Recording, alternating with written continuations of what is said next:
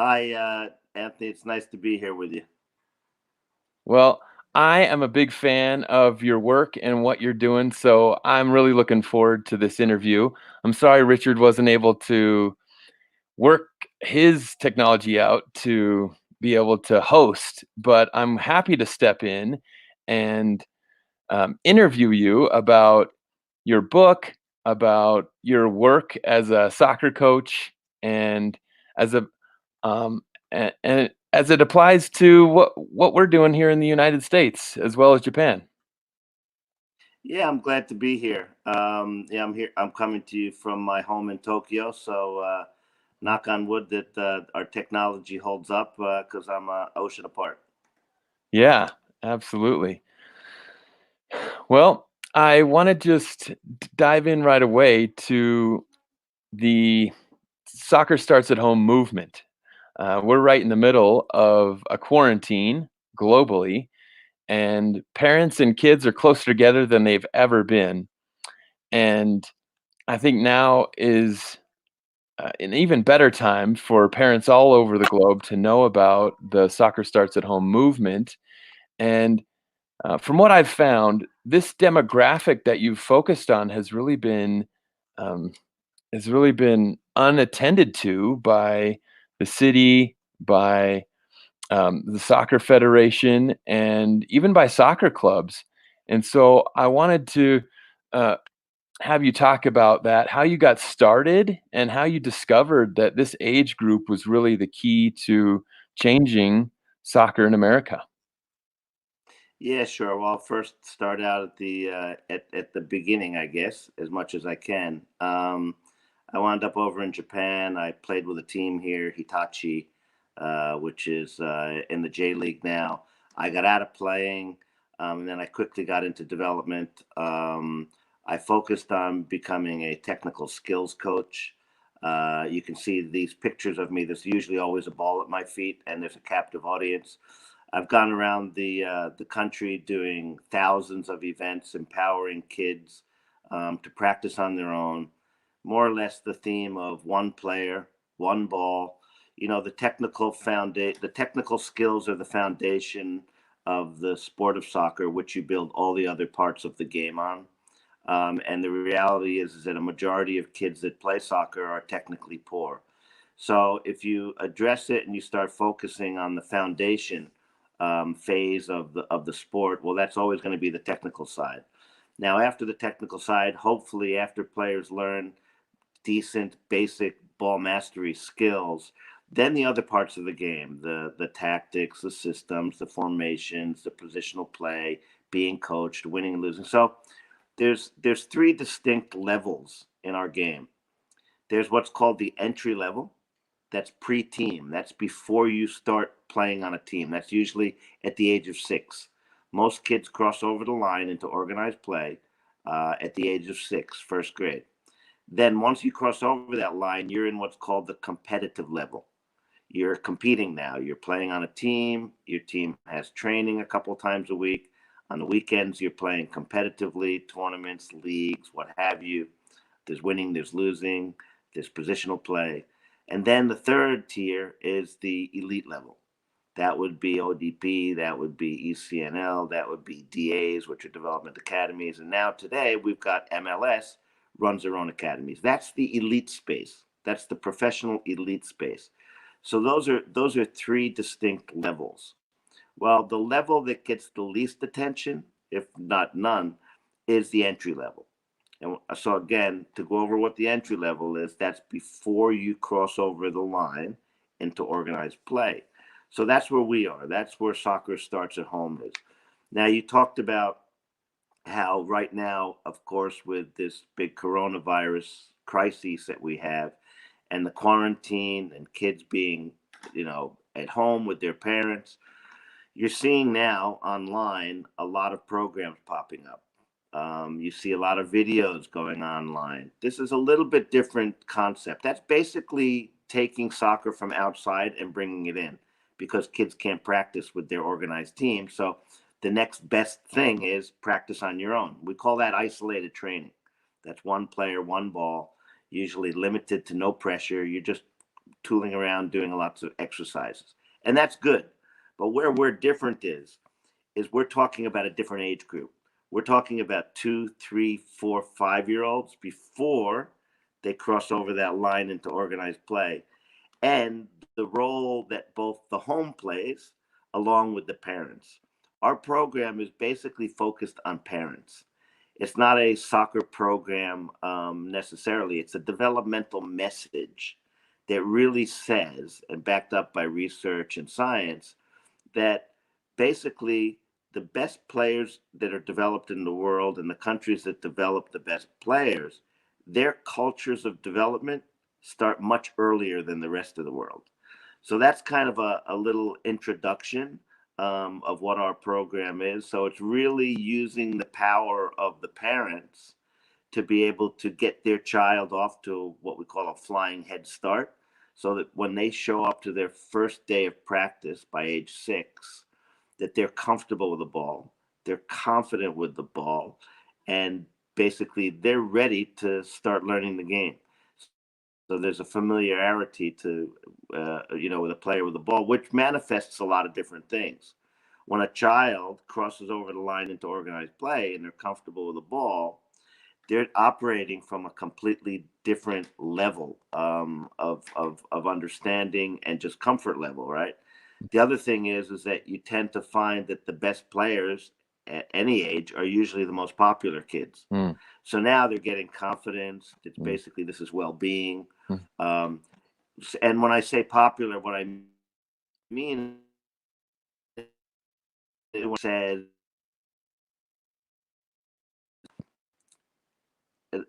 I thought I lost you there for a Mm. second. Um, are you there, Anthony? Yeah, I'm here. Yeah, I can hear you. There's maybe a little wireless snafu and I don't have your your sound right now. okay, it's probably still coming in. Let me see if I can. I Can I'm you not okay put muted. a thumbs up maybe?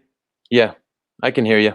Okay, I can't hear. I can't hear you for some reason. Okay. So what I was saying is that when a child crosses over that line, then they're very comfortable with the ball. They're very popular because obviously when a coach says, 2 to a ball, 3 to a ball, usually the players will gravitate towards the better player. So again, so there's popularity, and then the other thing is that when a coach wants some player to demonstrate some kind of technical move or just anything, they'll usually ask the better kids to demonstrate. So now a 6 or 7 year old is getting the opportunity of leadership from a very young age. So a lot of things manifest, and that's all because a parent in a Yeah. child when they were 2, 3, 4, 5 years of age, so they're much Mhm. more prepared. And now I've got the sound Yes. back to play. Go Oh, ahead. good. Yeah, well, so you're condoning that kids play soccer in the house, and I can only imagine some of the objections that the parents have to this type of rough play in the house. What do you say to those parents? Well, again, you got to remember this is in the context of the little kids. It's not really, and I can talk about the other things with the older kids. But yeah, when you've got a bunch of older kids running around that aren't used to playing with a soccer ball in their house, then obviously that can create a little bit of havoc. But what happens with a 2, 3, 4 year old, it's in a much more controlled environment. And that's the reason why, the whole story, about, we're just getting started here, but the whole story of how this soccer starts at home came about is that I've been a technical coach for, 2.5, 3 decades. So when my son was born and I was writing this book, Soccer Starts at Home, I was experimenting with my kids. I placed these little balls inside the house, 2 or 3 balls in every room. And from day one, I discouraged kicking. So here's the difference.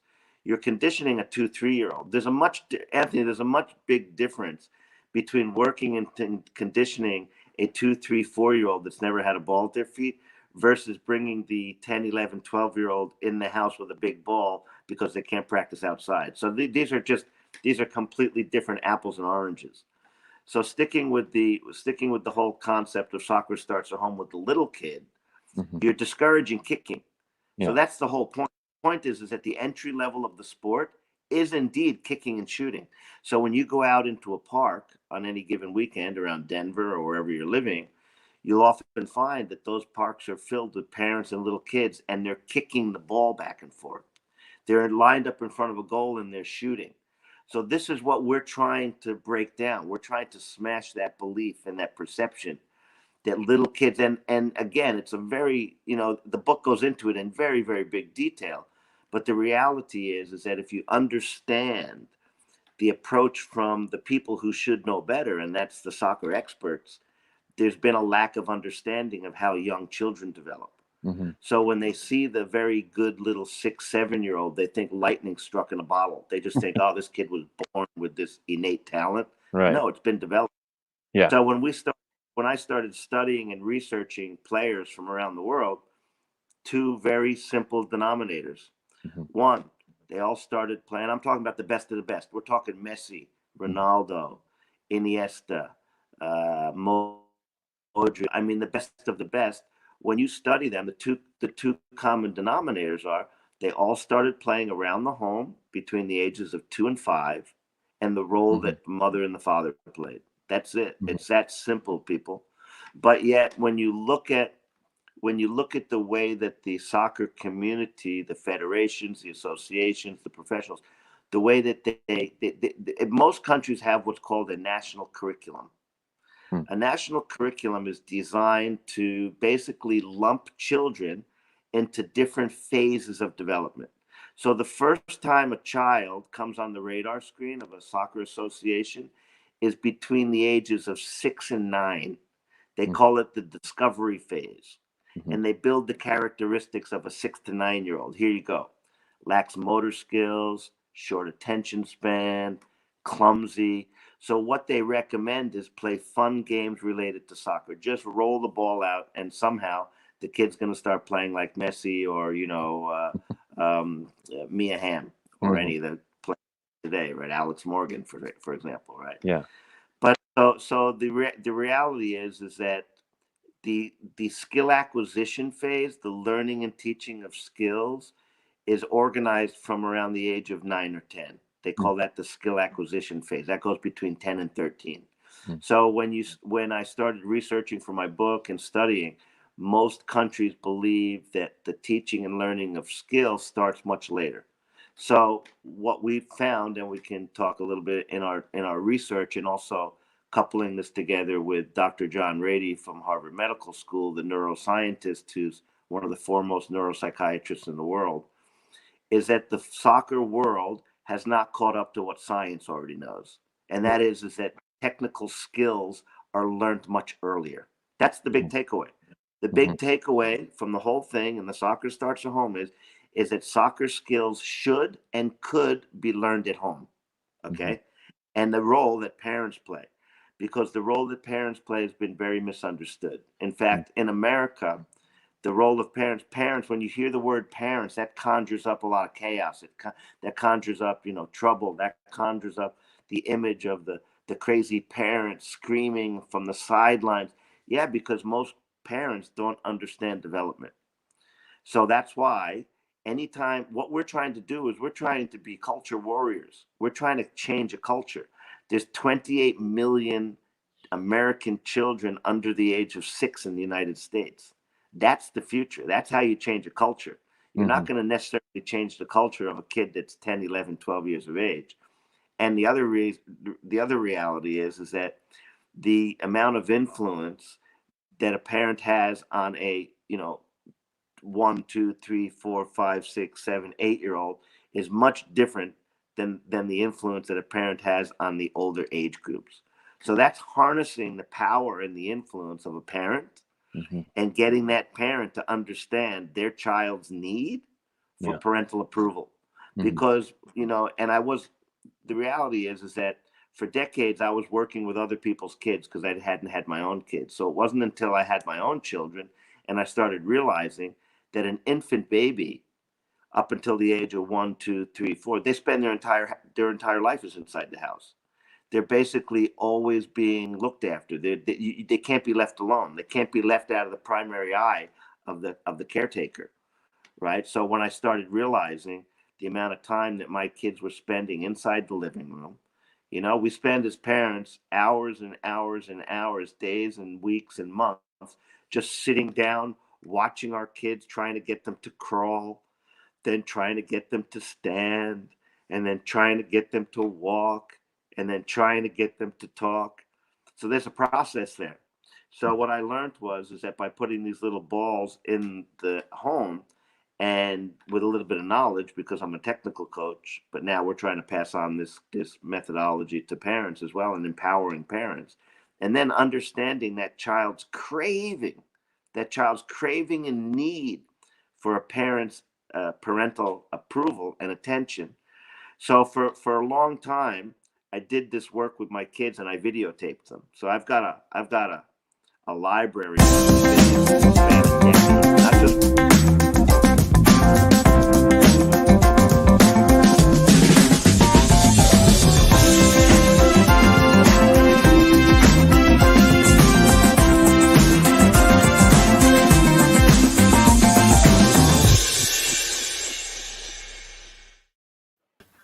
All right. So, Tom, I just showed that video that you referenced, and it looks like we've got Richie back in the studio. So I wanted to bring him in. We're about 20 minutes into the broadcast, and Richard, I'll let you take it from here. Hey, Tom, how are you? I think my mic's gone. Okay, now it's better. Can you hear me, Richard? Can you hear me? Yeah, sorry about that. Yeah. Well, it's we almost got him, but let's see if Anthony can work his genius. I got Anthony back, huh? yeah, it's just you and me. I don't know how to fix that problem for Richard. So we'll just have to continue on. I mean, you said that because you had this close contact with your kids and they constantly were seeking your attention and your approval, that it was pretty easy to guide them through this soccer starts at home movement.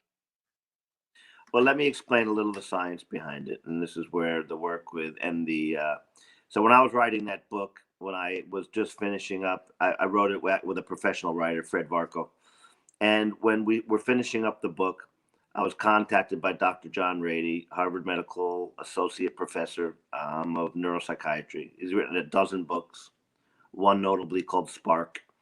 And basically, we got into a discussion because he's an author of a dozen books. I spoke about my book, and he asked to read the manuscript. So I sent it to him. And then that's how he got involved. He liked the content. He liked the whole concept of the whole soccer starts at home. And the forward and the afterword were written by him. So I could never really explain the science behind it because I don't come from the science or the academia or the medical world.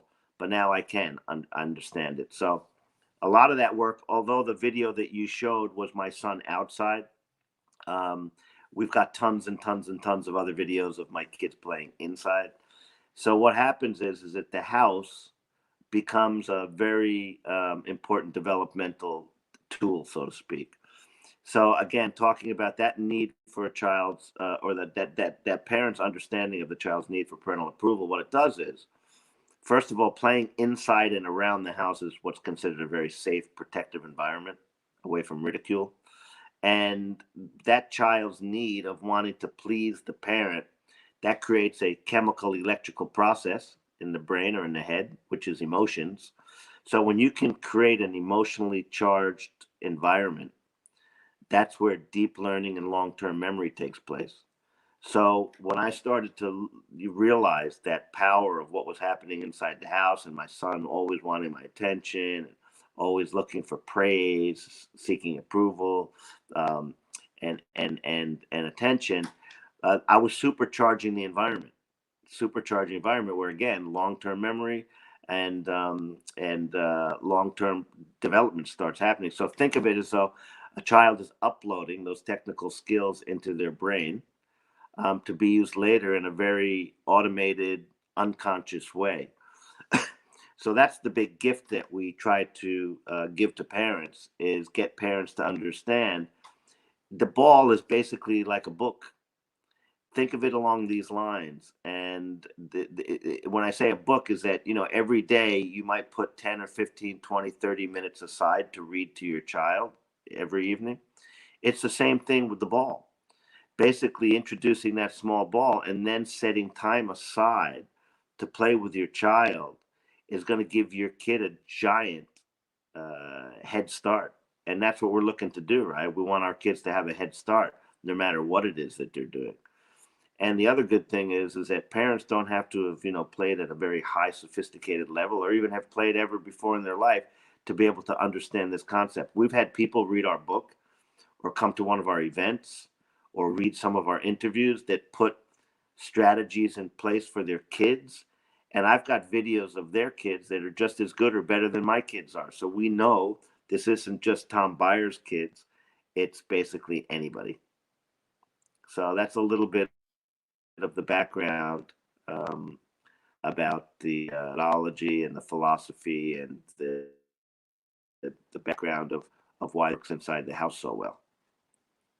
Yeah, I can see that. And that brain development research is just fascinating for I, the parents, for the school system, for the city, maybe even, and for the national soccer program to to not only increase the level of play in our nation, but to increase the brain power of all of our Yeah, kids.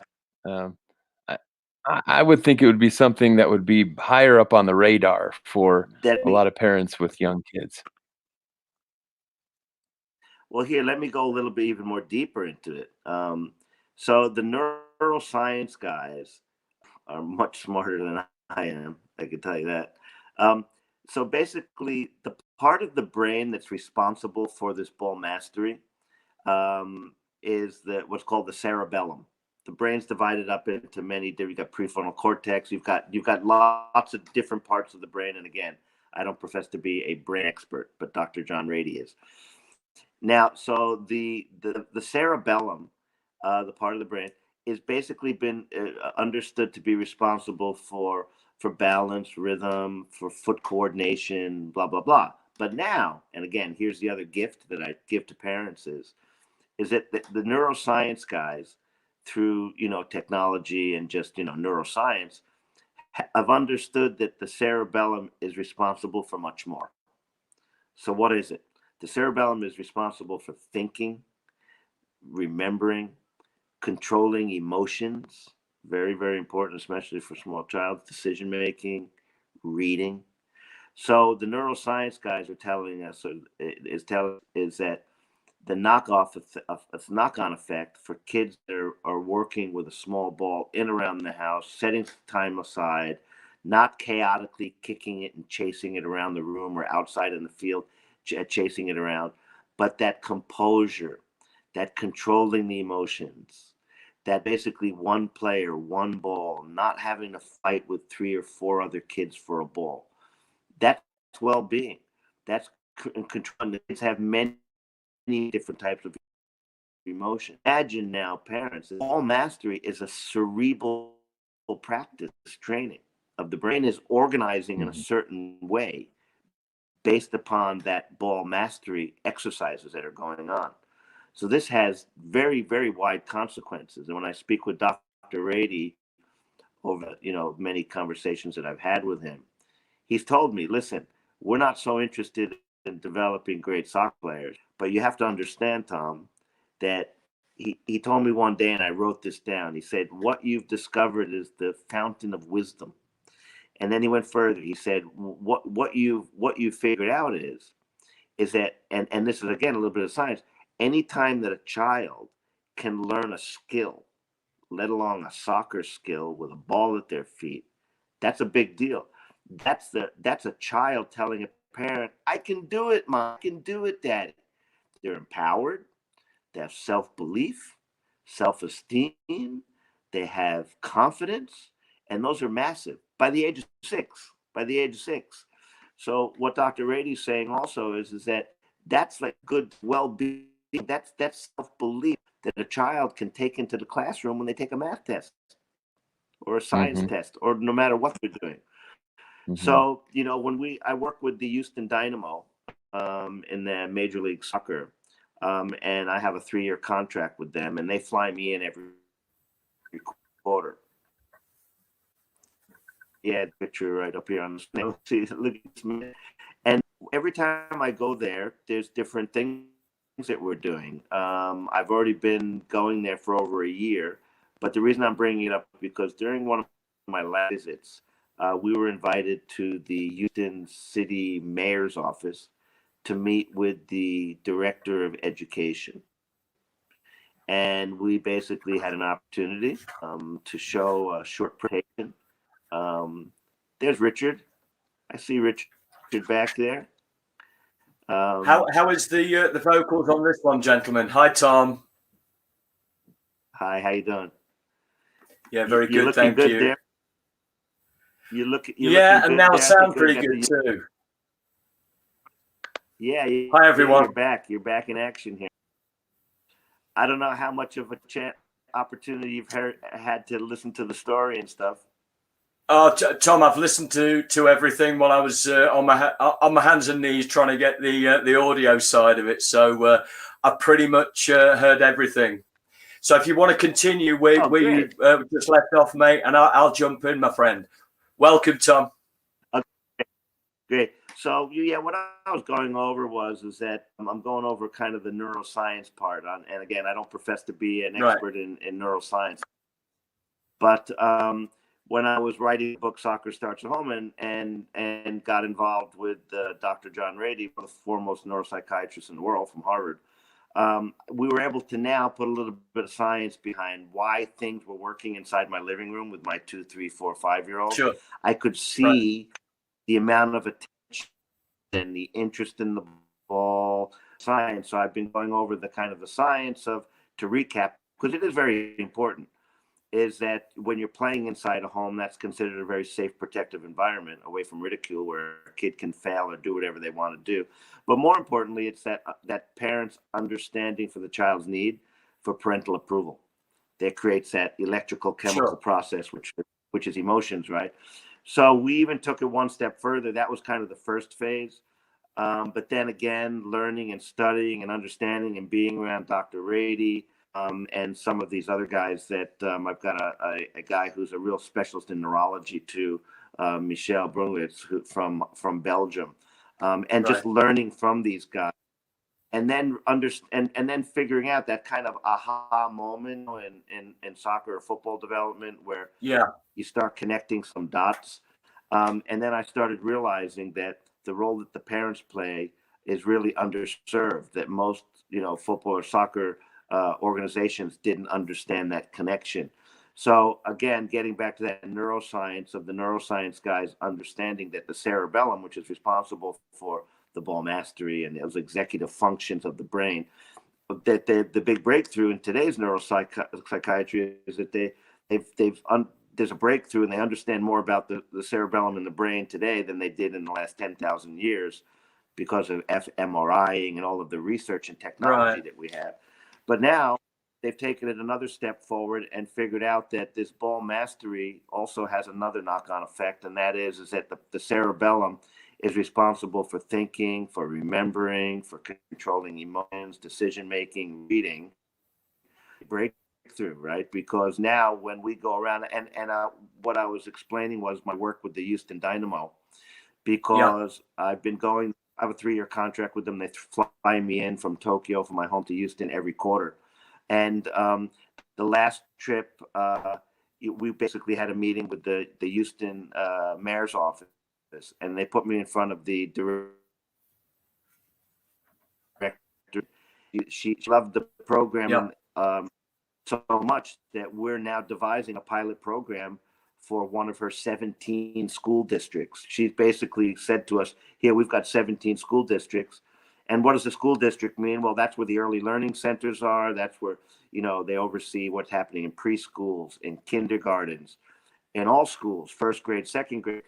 So we also have pilot program in Houston where we're working with kindergartens, and we're working with first graders and second graders. And when I say we're working with these schools, what I'm saying is that we've got some programs inside the schools, but more importantly, Richard, we get access to the parents. It's all about parents.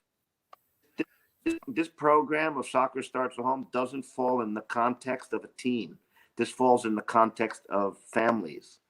And so, again, to recap as well, we're talking about preteen. We're talking about before that child ever steps in or enters into organized play, which in most countries in the world is age 6 in first grade. So I keep saying, and I've got a lot of these kind of phrases that I say that are important, but the soccer or the football community basically hasn't caught up to what science already knows. And that is that the age for skill acquisition happens earlier than supposed.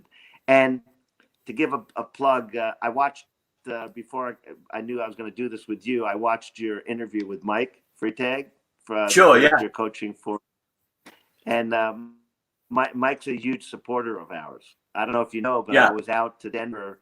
I believe it might have been last year. Last year. And I presented to Mike, and Mike just became a huge supporter of ours as well. So we know I've been very lucky because I've spent the last few years of my life literally on airplanes flying around the world. I've been invited to Manchester United. I presented to Tottenham Hotspur. I'm talking Potino that wanted to see the presentation. I showed it to him. Been invited to Dynamo Zagreb. I've been invited to Ajax. And as you know, as a football guy, these are the biggest of the best when it comes to development. And I was able to see the reaction between what I was presenting and their feedback. And then I started realizing that we've got a little bit of a black hole in development, that the top experts in the game quite understand that the age development and the role that parents play. So that's been a great experience learning and teaching. Of course, and getting that feedback from that high end. And you giving them the experience of that very tender age. So, Tom, I'm a parent myself, and the title of the book, obviously, the key word for me was home, just reading into that, and it starts in the home. So if I was a parent asking you, Tom, what would you say to that parent that the simple starting tools would be for a parent? Sure. So here we go. First, rule number one, small ball, small child, small foot. Right. So don't be introducing the small to the little ones. So go out, find a small ball. You can find them online. They're usually a size 1. If I hold on a second, because these little babies are all over my house. Okay. So this is the ball I'm talking about. This is, if you can see, it's like the size of it's between a baseball and a softball. It's a small ball. Right. Okay. This is what I'm looking for. And go out and get yourself 2 or 3 of these balls. Put them around your living room, because Richard, here's the key. You're not trying to facilitate a child falling in love with playing soccer. Facilitate them falling in love with the ball. The ball comes first. Right. So get a small ball, put these around the house, and then discourage kicking. The natural tendency or reflex of all kids is to just run around chaotically and kicking. And that's where the science comes in. And that controlling the emotions comes in. Because when you see some of the videos we have of my kids and other kids now, where they're standing in a prone position and they're just gliding the ball back and forth with the movement, the slide, that takes a certain degree of discipline and calmness, right? So that has a great effect. So basically getting the child comfortable, that's the word we would use, with the ball at their feet. And we've got lots and lots of exercises, 1 player, 1 ball. Mom and dad can model it. Here's the other thing, Richard, because I know you're a football guy, a soccer guy. On occasion, the entry level of the sport, the entry level for the sport has always been kicking and shooting. Right. Saying it, discourage kicking and so just learning to pull the ball back, just literally putting your right foot or your left foot, the sole of the ball, and pulling it back, because what it starts creating a different mindset of protecting the ball, I can see back and protecting. And what happens is it changes the entire trajectory, because I'm looking at the trajectory down the road here. I'm looking at the trajectory of the great players that have played the game, Messi, Ronaldo, Suarez, of our era, right. Johan Cruyff, these players, right? And the common denominator they had is they all started around between the ages of 2 and 5, and the mastery of the ball.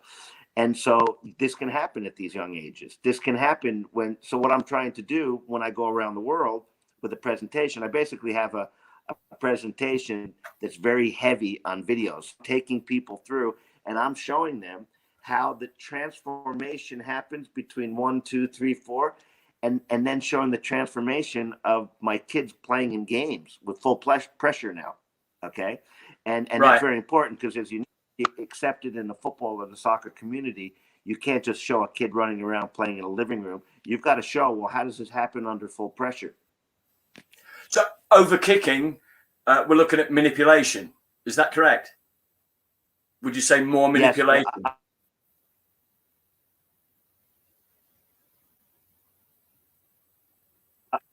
Yes, it's basically more discouraging the kicking, because every time you kick the ball, the little kids got to run. They're not getting any contact with the ball.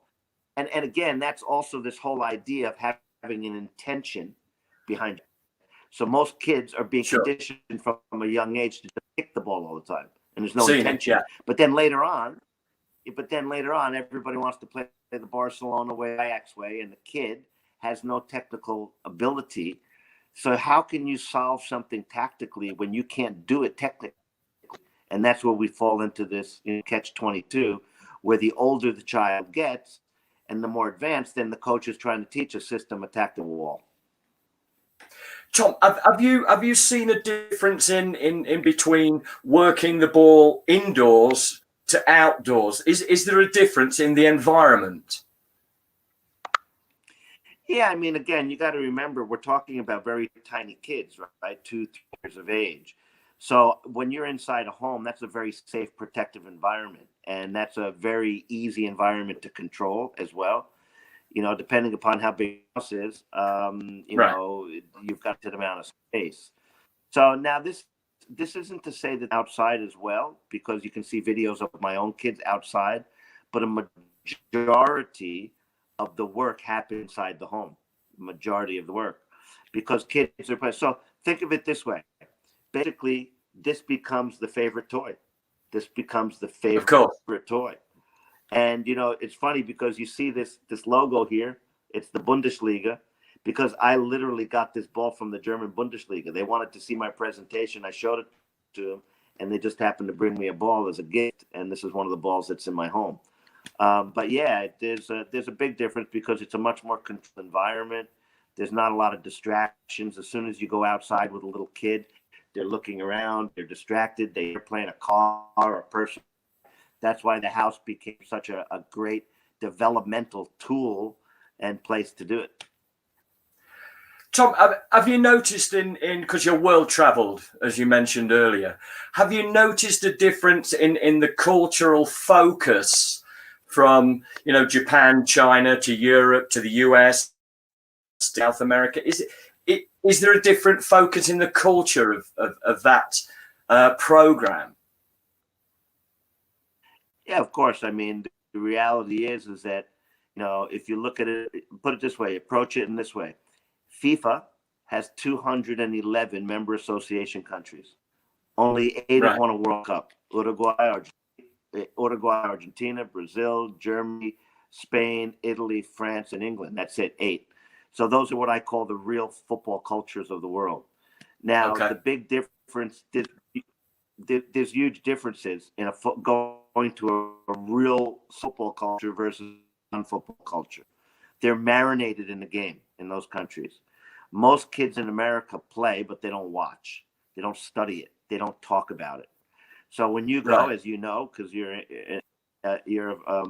English, so basically when you home and you sit around the table, you're going to be talking about football, mom, and or not maybe mom nowadays, but surely the fathers, the brothers, the uncles, the grandfathers. So this is and this is a very good way into understanding why all of a sudden the women's game has picked up so much in Europe and how they've become so strong. Because in Europe, the girls that are playing are also being marinated in a football culture. So they're understanding the game much better. Whereas in America, the American girls watch, but that they play, but they don't watch. Play, but they don't watch as much. So you're going to have a completely different type of player, right? That are going to understand tactics or formations or systems, much more positional play being marinated. So there's a major difference in the football culture versus the non-football culture. Right, I witnessed that firsthand, Tom. Yeah, how do you measure the success from the child from 2 to 5 developing through 8, 10, 12? Can you physically, visually see that difference of that child doing this and not doing this? Absolutely. I mean, there's no doubt that you can tell the kids that have the technical component, right? First of all, because they get the lion's share of the ball, because all the teammates want to give that player the ball. They usually become the most popular players on the team. They basically are the leaders of the team. So it's easy to see. I don't think it's a coincidence that both of my boys entered into organized play already technically superior to the rest of the players, and both wind up on different teams wearing number 10 and being voted the captain of both of their teams.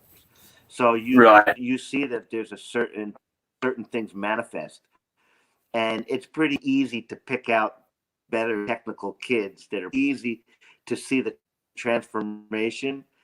And it's a pity, because if I could do my whole full-blown presentation, I take people through this. I can show you videos of my kids playing their first game when they're 6 years of age, and showing what can you expect a 3, 4, 5-year-old to be able to do with a ball. Most people don't have any idea.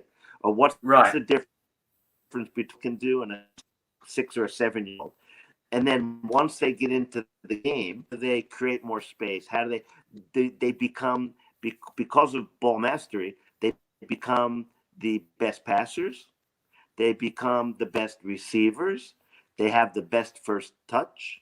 They understand combination play better and how to involve their teammates. It all comes together. And here's another one. When players cross over that line into organized play and they're technically competent, even paired with the inexperienced coach, that kid develops. It's the kid that crossed over the line into organized play that has absolutely no technical ability, and that child is unfortunately paired with the inexperienced. That's the danger.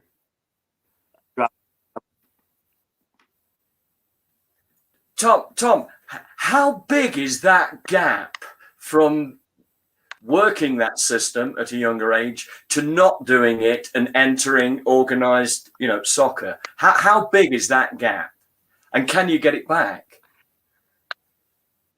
Yeah, and that's a great question.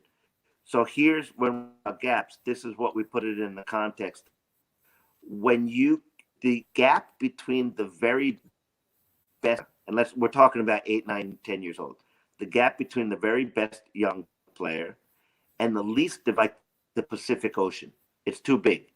So when the gap is big at that grassroots level, when it's very wide, that's when your player pool is very tiny player pool. Now, when you look at those countries that develop the best players in the world, whether it's a Latin country or it's one of the big 8 of the developed cultures, the gap between the very best and the least is very tiny. That means that the elite player pool is huge. It's much bigger. So this is exactly what we're trying to close. We're trying to close that bridge. And let me tell you, it's very difficult to close that gap if the players have bypassed that crucial skill acquisition phase. It's not impossible. All can improve. But research shows that the best players, the top players in the world, and those, the Modric's, the those players, their culture of development started much earlier than the rest. Right. Much earlier than the rest. And that role that the parents play. So yeah, the gap is it's huge. We all see it. We see it every weekend when you go out around Denver or where you go. If you're watching an under 6, 7, 8 team, and there's usually one kid that's basically got the lion's share of the ball, and he's coning everybody. He's running around, or she's running around everybody, because that player's development is, it's a giant leap forward. So that's what we're trying to bridge. We're trying to say, okay, listen, you've got your, most federations and associations have their ladder on the wrong wall because they primarily focus on their development. They automatically think that, it's a coaches. We need more coaches, education. Right. Finance. We need to build more facilities, blah, blah, blah, blah, blah. Well, that's ridiculous. What we really need is we need more parents like the parents of Messi, Ronaldo, Iniesta, Modric, Harry Kane, Cruz, Lewandowski. Understand, well, how do I get a kid off to the flying head start before they show up to their first ever practice? That's what we need. When you first went out there, Tom, after your research, which organization, whether it be a federation, a club, which organization was the most receptive to you and forthcoming with what you were delivering? That's a very great question, Richard, because I've presented to over probably 70 football and I'm talking top people, secretary, directors, right, blah, blah, blah. And so the big shocker to me was I was embraced more by the countries that I believed wouldn't embrace me the most. And? The KNVB. Right. And when I say embraced, I was invited to Zagreb. I presented to Federation and Dynamo Zagreb. They loved the presentation so much. They asked me to write 2 pages for their national curriculum. So I feature, Tom Byer, the American, is featuring in the Croatian national team's player development national curriculum. And I'm not saying that to pat myself on the back, but as you know, it's not so impressive for an American to go around the world trying to teach people anything about the game. So I've been embraced by the countries that I thought wouldn't be the ones that embraced me as much. And one of the reasons why, is because countries are very confident and they're very successful. So they're always looking for innovative ways, cutting edge new ideas to be able to become better themselves. And so that's a very big point. Now, here's the other thing. A lot of developing countries, and not to take anything away from either you or me, because we're both foreign coaches in a foreign land. I'm here in Japan, right, and you're there in the US. But what tends to happen is that most countries outside of the strong traditional footballing or soccer employ foreign coaches. So a lot of those coaches are hired to come into federations to reorganize their coaches' development, their coaches' education, their licensing schemes. So they show up with a briefcase full of methodologies, been as embracing as the stronger countries have been, because they see a little bit of, a little bit of, well, it can't be that easy. Well, I'm here to tell you, ladies and gentlemen, it can. So the power and the influence of what the parents can do, I say it all the time, I'd rather be put in a room with 30 parents of 30 little 2-3-year-olds than a room with 30 coaches. That's the reality, because I know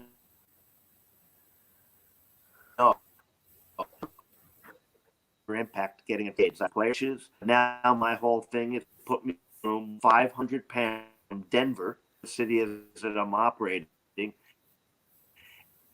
and you'll see it.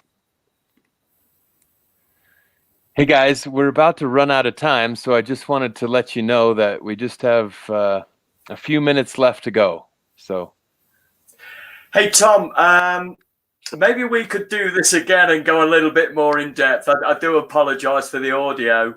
My final question to you what would your ultimate goal be with coming through the book and to leave a lasting effect on the game of soccer? What's your ultimate goal with that book and the methodology that you promote? Sure. We want to move parents into action. That's why when I go around the world or in the United States and my work in Houston, we call them ignition events. Ignition. And it's exactly what it is. We're trying to ignite parents into action to start working with their kids, get them familiar with ball, get them not just the three very simple takeaways. Can you get a child to play with a small ball in and around the home? Number two, can you convince mom and dad to allow them to play with the small ball in and around the home or a small room? And then three, can you give mom and dad the knowledge and discourage them from trying to always encourage your child to kick the ball? And that's it, man. It's those three things right there. And we do that by basically taking them through these ignition orientation events, trying to show them, okay, well, why are these things important? And then the biggest thing is not just helping your child to get them off to a flying head start with soccer, but you're also, there's cognitive, emotional, and physical benefits for engaging with ball masters. So that's my message to everybody, Denver area. Tom, that is wonderful. So as Freitag said, it's not rocket science. And as Tom Byer says, soccer really does start at home. You got it, Richard. Hey, thanks, Tom. Thanks so much. Apologies for my audio. Please, it's an open invitation, Tom, to let's catch up again, my friend, with Sporting Denver. Absolutely. I'll see you again. Thank you very much. Cheers, everyone.